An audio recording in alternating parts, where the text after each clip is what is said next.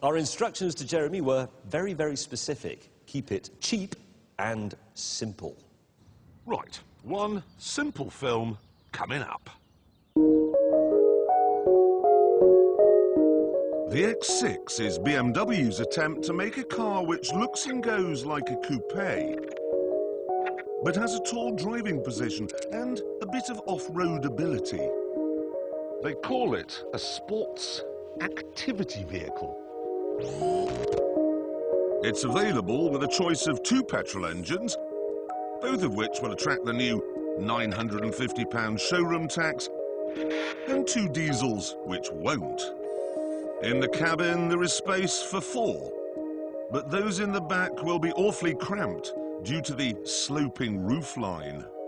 Inside, it's all typical BMW, except for this rather clever split-opening glovebox lid. It works well here, but what if you're the wrong way up? To find out, I went to Sydney, which is in Australia. Obviously, everything here is upside down, and yet it still works beautifully. And that is impressive. So,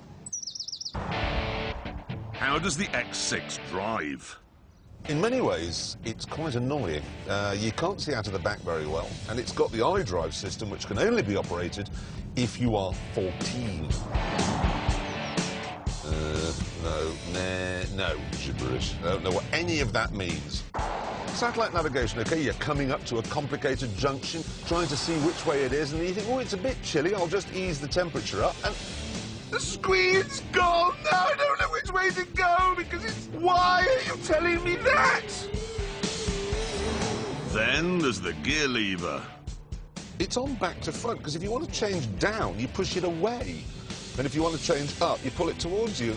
And there's no point resorting to the paddles on the steering wheel, because unlike in a normal car where one changes down and one changes up, in this they both do the same thing. And what was the boss of BMW doing when all the clowns in the laptop department were coming up with this rubbish? I can only assume she was in a motel with a Swiss spy. Now that would be preposterous. Still, for a big, tall car, it's not bad in the bends. Unfortunately, to make it not bad, they have had to put quite a lot of beef and granite in the suspension. In Britain, that makes it really quite uncomfortable. But what about countries where the roads are smooth? To find out, I went to Spain.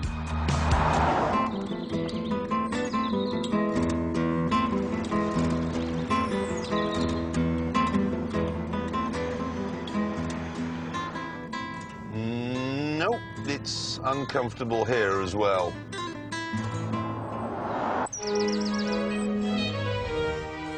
The fact is this, it would be more comfortable if it weren't so tall. There's a similar problem with the performance.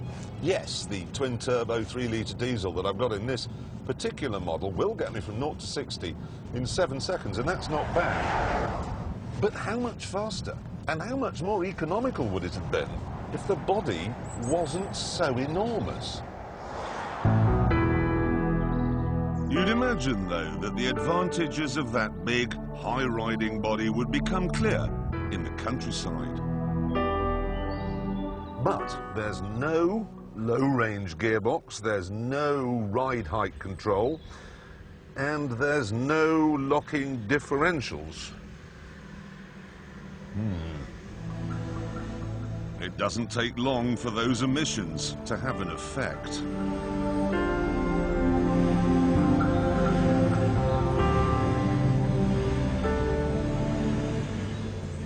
Now, you see, that really says a lot, doesn't it, there?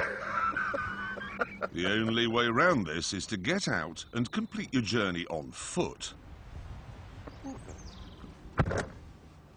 That's the handbrake on and in park. Help! I'm still going back over the hill. Maybe, though, it can handle snow a bit better. To find out, I went to the highest ski resort in the Alps.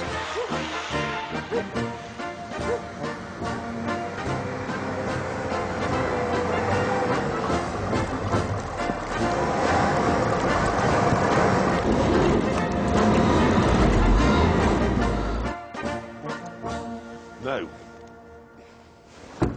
It can't. So, it's too focused on being a road car to be any good off-road, and it's too focused on being tall and heavy to be any good on the road either. And that, I'm afraid, is far from the end of the story. You see, the X6 was conceived at a time when we all thought the banks knew what they were doing, but it went on sale moments after we discovered they didn't. And I'm sorry, but in a recession, a car like this just looks ridiculous. To explain what I'm on about, I went in search of a metaphor. And inevitably, that led me to Hong Kong.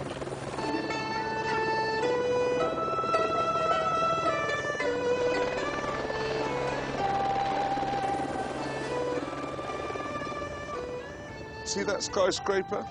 The one Batman jumped off. It's not particularly beautiful. It's not particularly useful. It was built by a world, for a world, that doesn't really exist anymore. Remind you of anything? To sum up then, the Range Rover is a much better all-rounder, which is why we use them as camera tracking cars. The X6 is too cramped, too complicated, and with prices starting at £42,000, too expensive as well. Then you're going to need at least £1,500 a year to run it, not including depreciation. And I think I'd rather spend that sort of money on a Caribbean holiday. To find out, I went to Barbados.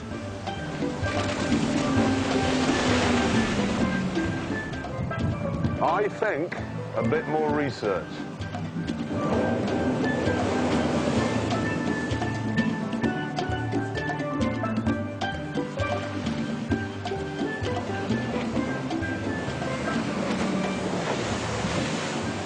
No, this is definitely better.